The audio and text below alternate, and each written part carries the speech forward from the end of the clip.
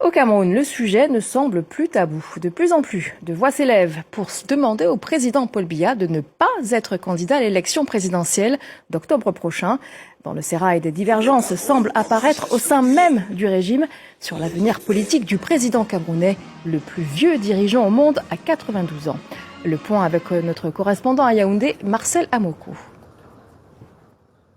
Le sujet est à la une de la plupart des journaux ce mardi, comme vous pouvez le voir en première page du quotidien Le Jour. Une quarantaine de personnalités réunies autour d'un collectif des intellectuels patriotes demandent à Paul Biya de renoncer à se présenter à l'élection présidentielle d'octobre prochain au nom de l'histoire et du Cameroun, écrivent-ils dans une lettre ouverte adressée au chef de l'État camerounais. Une déclaration qui fait suite à ce que bon nombre d'observateurs ont qualifié ici de divergence majeure entre deux caciques du RDPC, le parti au pouvoir, à savoir René Emmanuel Sedi, le ministre de la Communication, porte-parole du gouvernement, qui, faut-il le rappeler, fut secrétaire général du RDPC, et le professeur Jacques Fameux-Ndongo, secrétaire à la communication du parti au pouvoir, à 24 heures d'intervalle sur les antennes de nos confrères de Radio France Internationale. Pour le premier, la candidature de Paul Biya, c'est du 50-50, immédiatement repris par le second, pour qui Paul Biya sera bel et bien le candidat du RDPC pour un 8e mandat